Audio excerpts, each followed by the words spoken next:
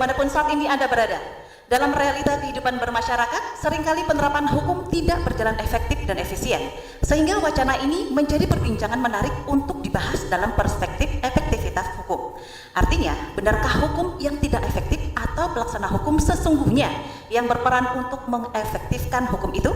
Faktor yang mempengaruhi efektivitas suatu penerapan hukum tersebut ada 5, yaitu 1. Hukumnya sendiri, 2. Penegak hukum, 3. Sarana dan fasilitas, 4. Masyarakat, 5. Kebudayaan. Dalam berfungsinya hukum atau mentalitas atau kepribadian petugas penegak hukum memainkan peranan penting, di mana kalau peraturan sudah baik, tetapi kualitas petugas penegaknya kurang baik, tentu bermasalah. Oleh karena itu, salah satu kunci keberhasilan dalam penegakan hukum adalah mentalitas atau kepribadian penegak hukum.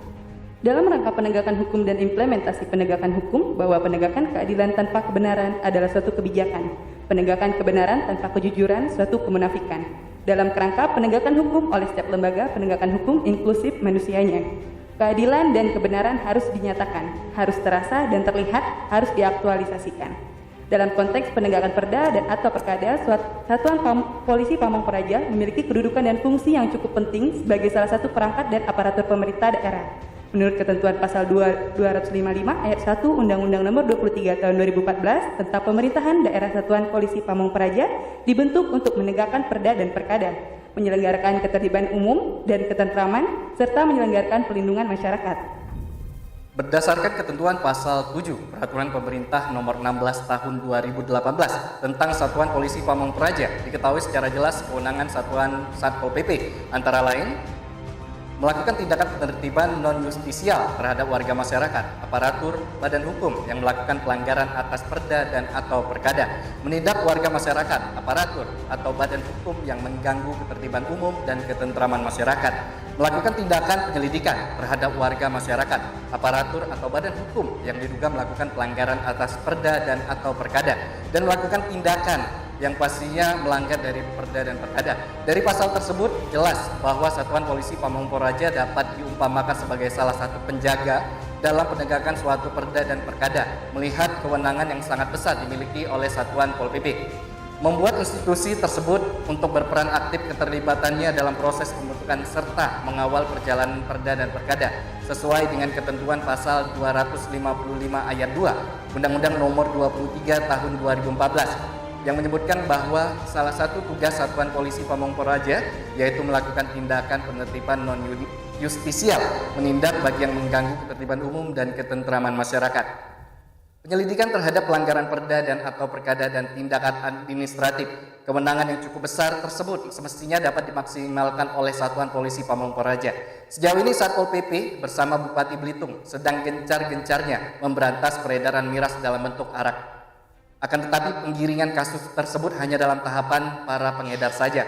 Perihal tersebut menjadi terkendala pastinya karena kewenangan yang sesuai dengan ketentuan perda sebagai Panglima Kewenangan Satpol PP Belitung itu sendiri. Terbatasnya kewenangan Satpol PP menjadikan Satpol PP terkesan seperti harimau ompong. Kenapa tidak? Sejauh ini secara nyata para big boss yang mendalangi peredaran minuman jernih arak sampai saat ini masih melanggar ataupun melenggang bebas, seakan tak tersentuh oleh kekuatan hukum yang ada. Pada saat ini telah hadir para narasumber untuk membahas lebih rinci mengenai peredaran minuman beralkohol jenis arak ini. Untuk mengetahui secara seksama apa strategi dan agenda yang telah dicanangkan oleh pihak pemerintahan daerah, mari kita saksikan bersama saya Nopal Idrus dari Belitung Televisi Berita. Saya Nindili Saika Putranti, Belitung Televisi Berita. Dan saya Dona. Dan kita saksikan bersama-sama.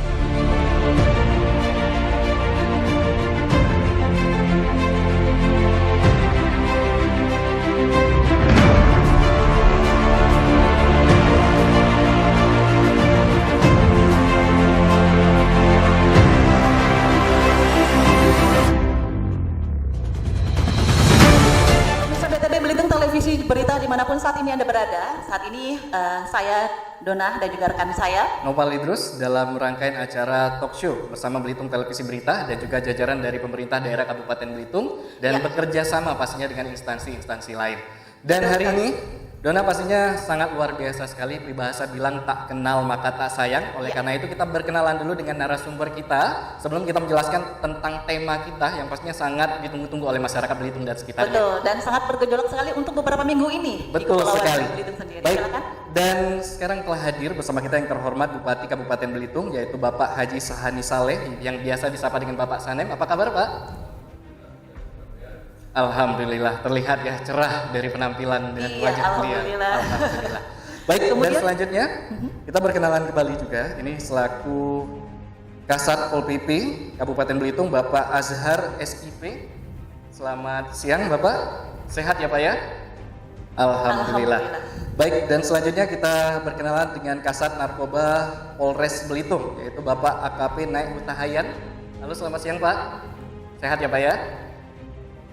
Luar biasa. Baik, Kemudian selanjutnya kita berkenalan dengan Kabak Hukum Setda Kabupaten Belitung, yaitu Bapak Suparno SH. Siang Pak, alhamdulillah sehat ya. sehat alhamdulillah. Muda, Muda. tapi di sebelahnya lebih muda ternyata. Iya. Karena kita berkenalan juga dengan teman kita, rekan kita yang ada di Betul. sebelah, yaitu Ketua KNPI Muhammad Hafrian Fajar SM atau biasa disapa dengan Bung Jarwo, ya, betul. Baik, dan terakhir Kali ini yang menemani saya. Yang paling Biasanya saya cantik selalu nomor sendiri satu menjadi ya. seorang wanita. Sekarang saya berteman. Baik. Ada Ibu Hajar Rita Yuliani SIP, di mana beliau ini Kabid Usaha Perdagangan Dinas Koperasi, Usaha Kecil Menengah Perdagangan dan Tenaga Kerja Kabupaten Belitung. Apa kabar Ibu? Alhamdulillah. Ibu, mohon maaf, mic-nya boleh dipergunakan sebentar. baik. Silakan. Iya, sehat alhamdulillah Ibu untuk hari ini. Alhamdulillah. Baik. Sehat-sehat. Sehat ya. Iya, alhamdulillah. Nah, pemirsa, kita sudah memperkenalkan narasumber kita hari ini. Tentu saja bahasan kita ini sangat menarik sekali. Baik. Ini dia awali dengan sayembara dari Bapak Bupati nih sebenarnya. Benar. Ini ya. Dan ini sudah mendapatkan hasilnya juga ya. Iya, Karena betul. kita akan mendengar juga kronologis terkait penangkapan Bupati ikut serta langsung. Betul sekali. Nah, seperti apakah sebenarnya dilema dari minuman Alkohol, ya? alkohol ini ya? Tentu saja alkohol arak jenis ya. arak. Iya, menjadi bintang utama kita hari ini adalah minuman arak. Benar. Baik, silakan. Baik, dan terkait ini merupakan peraturan daerah yang perlu kita apresiasi, di Iya. mana memang penyebaran dari minuman keras ilegal, yaitu jenis arak ini sudah cukup memprihatinkan untuk di Kabupaten Belitung ya. Kira-kira menurut Bapak Bupati, yaitu Bapak Sanem sendiri, seperti apa perkembangan dari arak yang ada di Kabupaten Belitung ini? Khusus untuk pengguna. Baiklah. Baiklah, terima kasih. Jadi langsung saja ya, tapi sebagaimana apa yang bergejolak sudah menjadi suatu hal yang sangat viral ya. Benar. Kaitan dengan masalah miras khususnya arak ini. Ya kalau saya nyebutnya bukan arak, kemebelis tadi kan. Kita sebetulnya ya sudah punya perda nomor 12 tahun 2008 ya, memang ini di era reformasi ya. Namun pergerakan zaman sekarang ternyata di era COVID-19 ini makin menjadi urus arak ini di Belitung. Nah ini oleh sebab itulah ya kami berupaya selama ini untuk menegakkan aturan itu, tetapi kayaknya ya aturan ini memang lemah. Karena aturan ini lemah karena sifatnya ini kan peraturan bupati, harus diperdan.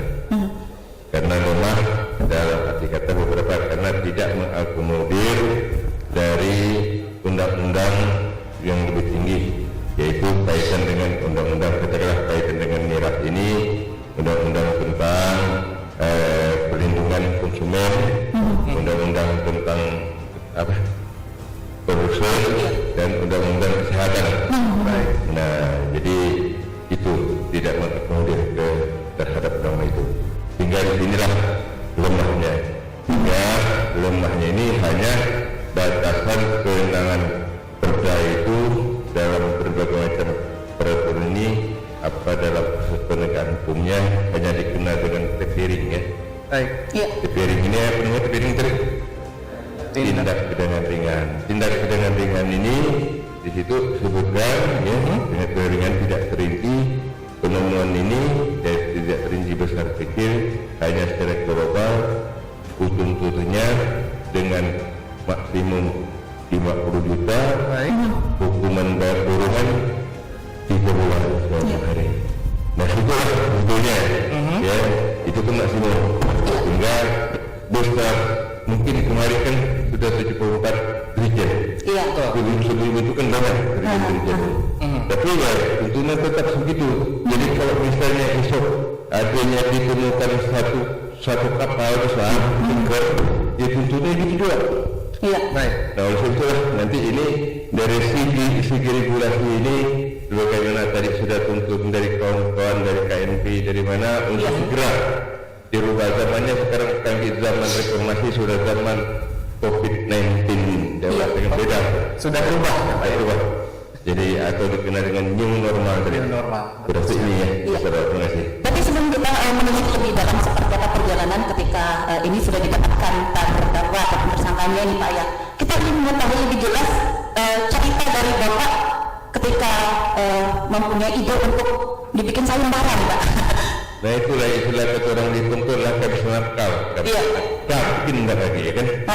Maka itulah saya inisiatif sayembara dan kebetulan orang ini dulunya dia sebagai penjual.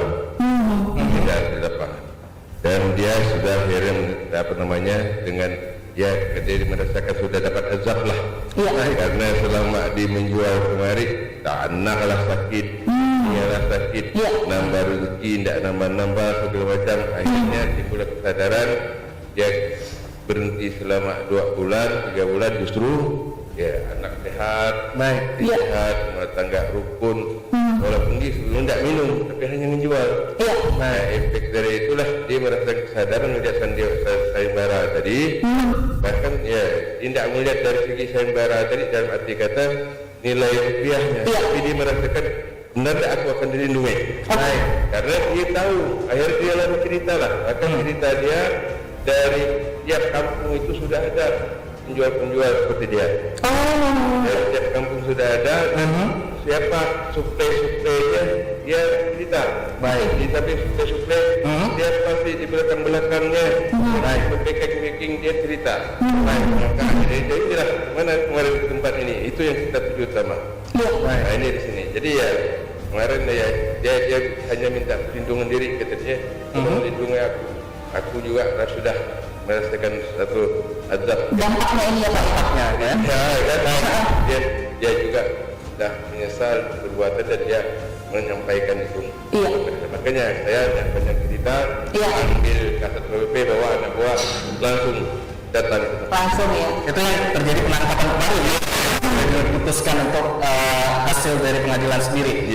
Dan kronologisnya, kira-kira pada hari itu Bapak beserta Satuan Satpol PP dan rekan-rekan lain ikut serta dalam penangkapan? Ya dengan Satpol PP. Oke, Satpol PP juga tidak tahu. Pokoknya saya panggil ke rumah hari ini, yuk ikut saya.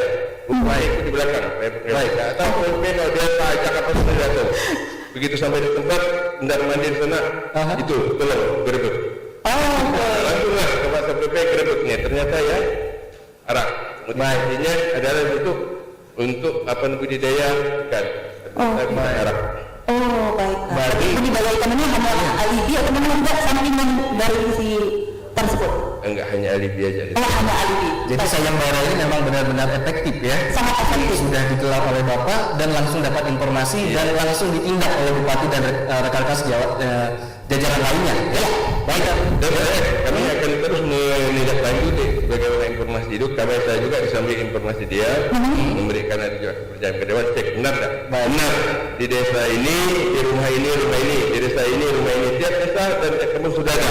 Baik. Tinggal kami nunggu nanti ya perkembangan. Kalau tidak rumah-rumah itu dengan yang jual-jual ini anak bini kita gerebek juga kita bawa ke sini. Baik. Hati-hati. Anak bininya itu tidak kita bawa. Sebenarnya bawa anak bini saja. Tapi ini penjual-penjual ini yang di kampung ini akan anak ini mungkin mertua kakek nenek pun semua kita bawa nanti. Dan mungkin kami beralih juga dengan Bapak Azhar selaku Kasat Pol PP sendiri, tanggapan terkait arak ini seperti apa Pak sebenarnya? Dan tinjauan pelaksanaan dari perda ini seperti apa yang dirasakan oleh Satpol PP? Sebelum kita bicara lebih lanjut, lebih baik kami sampaikan dulu batasan-batasan kewenangan dari Satuan Polisi Pamung Praja. Persilakan. Ini sebagaimana tercantum di dalam PP nomor 6 2018 tadi, ini dijelaskan pada bab 3 pasal 5 ini bahwa Satuan Polisi Pamung Praja itu mempunyai tugas, yaitu yang pertama menegakkan peraturan daerah dan peraturan kepala daerah.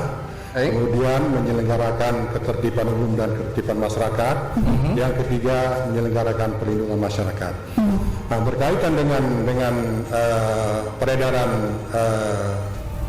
minuman beralkohol dalam hal jenis arak, ini kami menerapkan menjalankan tugas pokok kami selaku penegak peraturan daerah dan peraturan kepala daerah.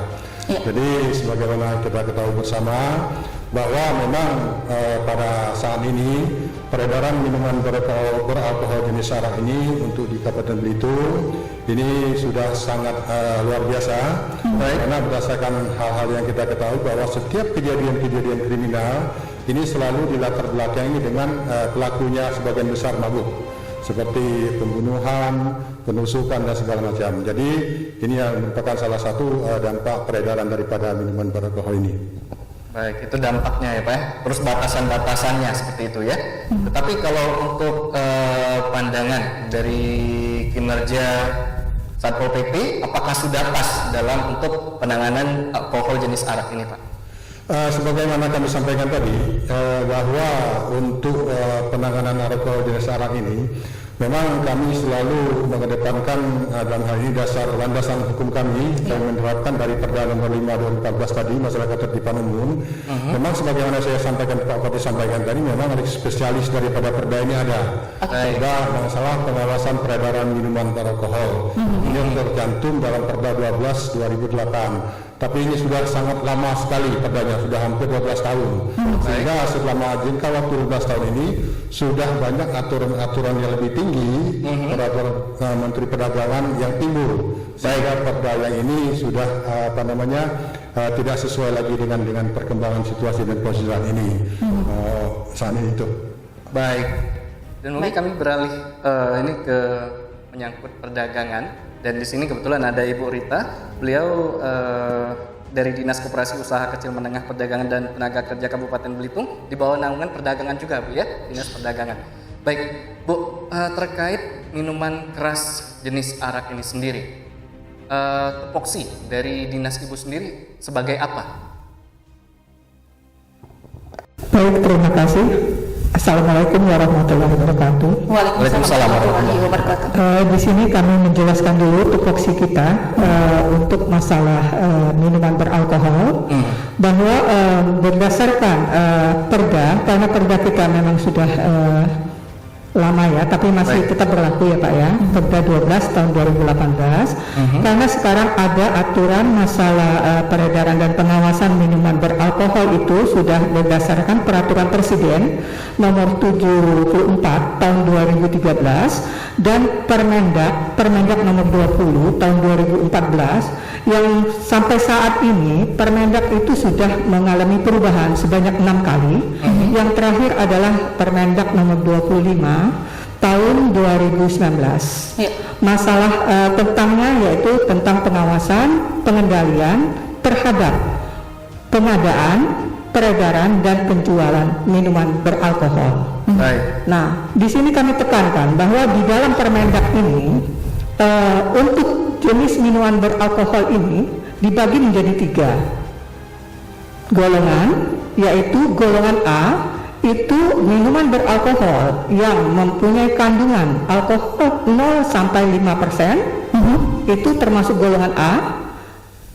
Golongan B adalah minuman beralkohol yang mengandung alkohol 5-20%. Iya. Baik. Dan golongan C itu minuman beralkohol yang mengandung 20-55% yang terdiri dari etil etanol ya, zat yang terkandung Itu yang diperbolehkan. yang diperbolehkan secara legal. Baik.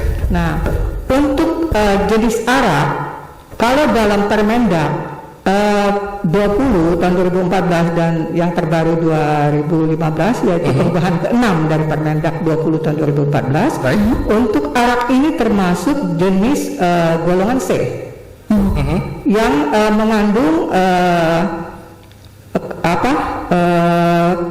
Kadar alkohol. kadar alkoholnya 20-55%. Oke. Itu dalam kategori sebenarnya legal bisa. Legal. Bisa legal. Jadi untuk produsen secara legal Pak, produsen, distributor untuk pengedaran arak, penjualan arak untuk pengadaan arak ini, kalau untuk produsen, distributor dan subdistributor itu harus melalui ketetapan dari Kementerian Perdagangan. Iya. Ini secara legal ya Pak, secara legal untuk pengadaan, penjualan dan pengedaran minuman beralkohol jenis Baik. ya. Arak itu tadi ya. Baik, tapi kalau untuk menyikapi, ini kan Perda ini mengait yaitu bahan ataupun alkohol, minuman keras jenis arak ini yang ilegal. Nah, bentuk pengawasan mungkin, kalau dari Dinas Ibu, apakah termasuk pengawasan ke bidang itu? Kalau untuk kami, untuk pengawasan dan untuk kewenangan kami itu pengawasan dan pengendalian minuman beralkohol itu hanya secara legal yang ada di bidang kami, yaitu untuk penjualan yang resmi, untuk penjualan minuman beralkohol itu berdasarkan Permendak itu hanya boleh dijual secara langsung di hotel, terus restoran, hipermarket dan minimarket, supermarket. Supermarket seperti itu Iya, ya, supermarket. badan usaha seperti itu tadi. Ya, Mungkin lebih ke usaha umum ya, Iya. seperti itu ya Bu ya. Iya. Nah, menindaklanjuti informasi yang didapat itu ketika yang mensuplai arak ini begitu banyak nih Bu, berdasarkan informasi yang sedangkan dari Bapak Bupati tadi, itu bagaimana nih respon dari pihak Ibu sendiri? Ya, karena untuk pengawasan dan pengendalian ini kita dengan keputusan Bupati ya Pak ya, kita tergabung dalam tim terpadu Pak. Ya. Baik. Tim terpadu ini memang terdiri dari perdagangan, perindustrian, Satpol PP, Dinas Kesehatan, terus dari BP POM dan bisa juga kita mengikutkan Polres Belitung. Baik, jadi memang ada Secara tim ini terpadunya ya, memang Pak harus Bu ada ya, tim terpadu untuk membahas ini. ya yang ditetapkan dengan keputusan Bupati sendiri. Baik, tapi kita ingin tahu juga selaku peran serta dari kepolisian yang ada di Kabupaten Belitung ini terhadap pemberantasan arak ini seperti apa kalau untuk sekarang? Boleh kami persilakan Bapak? Ya, terima kasih. Menanggapi apa yang sudah Bupati lakukan, ya kami apresiasi. Ternyata masyarakat mau melaporkan. Ya kalau selama ini kita susah nyarinya itu, Iya. Baik. karena produsen ini cenderung dia di hutan-hutan ya, ya itu di hutan-hutan. Kemudian apa yang sudah dilakukan itu dan sudah vonis, ya selaku aparat ya kita harus mematuhinya. Baik. Ya kan, itu proses tentu dengan payung pro justisia, penegakan hukum demi keadilan. Baik. Ancaman kurungan memang sesuai dengan aturan hukum, itu memang nggak boleh lebih dari 3 bulan, ya tidak boleh dari 3 bulan. Jadi kita nggak boleh berasumsi kenapa hanya 3 bulan. Baik. Ya, jadi hanya 3 bulan dendanya. Jadi kita dibutuhkan konsistensi kita, kontinu kita tidak berhenti sampai di sini saja. Baik. Ya, mari kita terus, kuat kita atau kuat dia. Memang itulah kita aparat diadakan itu untuk selalu hadir, Baik. mencari pelaku-pelaku yang melakukan pengrusakan, baik itu menjual bahan-bahan yang berbahaya kategori seperti arak ini. Mari kita bersatu padu. Ya. Karena apa? Satpol PP sendiri tidak akan kuat. Baik. Ya kan? Tapi kalau kita bergandengan tangan, saya yakin apa yang kita inginkan untuk Kabupaten Belitung ini pasti akan Yang sukses. terbaik ya. Saya rasa demikian. Baik, Iya, terima mungkin kasih. perlu juga nih partisipasi dari pihak pemuda Pemudi Baik. Belitung. Boleh Baik. tanggapannya silakan dari KNPI, Bang Jarwo.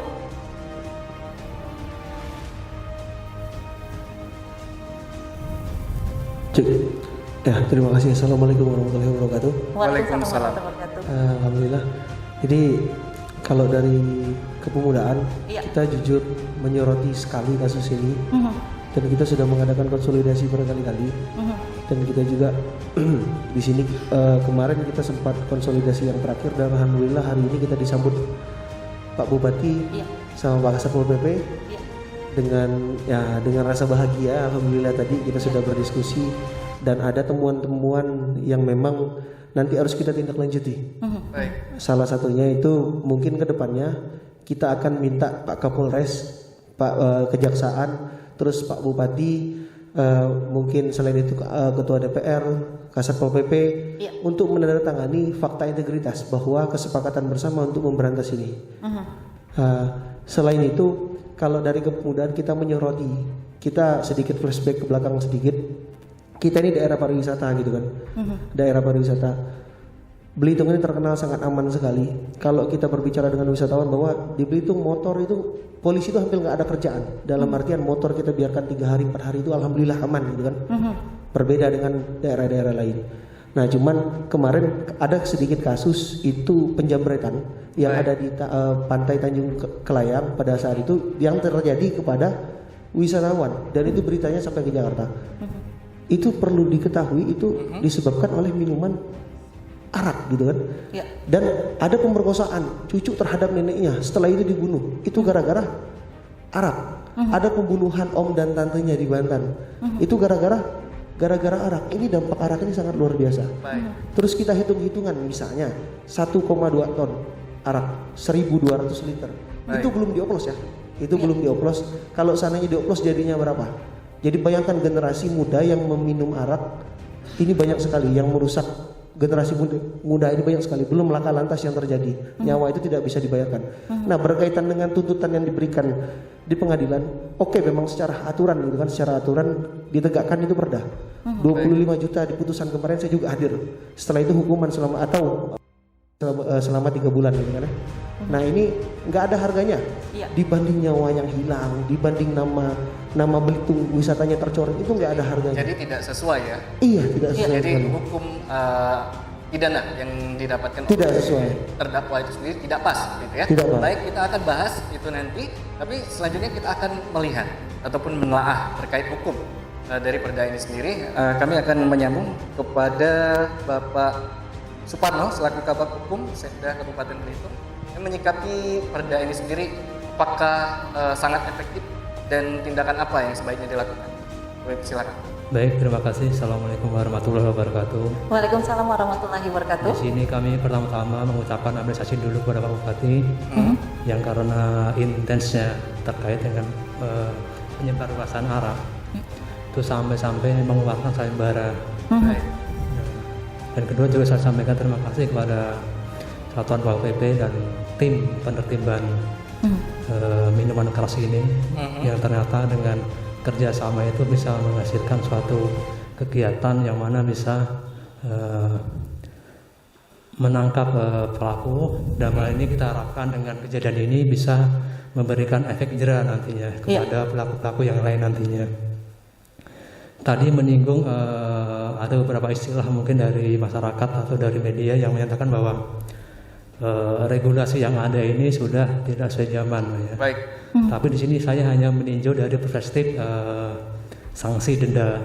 Sanksi pidana di sini memang dapat saya sampaikan di sini, perda itu memang dalam kaidah penyusunan perundang-undangan memang hanya dibatasi maksimal 50 juta. Baik. Iya.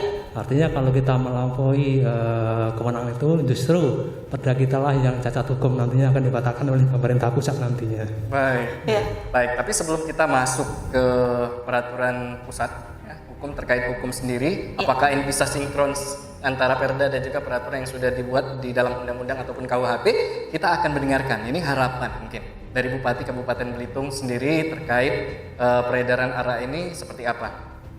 kita perlu apresiasi karena sayembara yang dibuat beliau ternyata sudah membuahkan hasil. Iya, merespon sangat baik sekali ya, Sangat dari baik pihak sekali. masyarakat sendiri. Baik, dan diharapkan mungkin apresiasi juga dari masyarakat Iya. ataupun informasi terkait hal-hal ini sendiri. Dan terakhir mungkin harapan dari Bapak Bupati. Silakan Pak. Harapan saya ke depan, jadi jangan hanya berharap pemerintah semata maupun penegak hukum, tapi masyarakat juga harus sadar.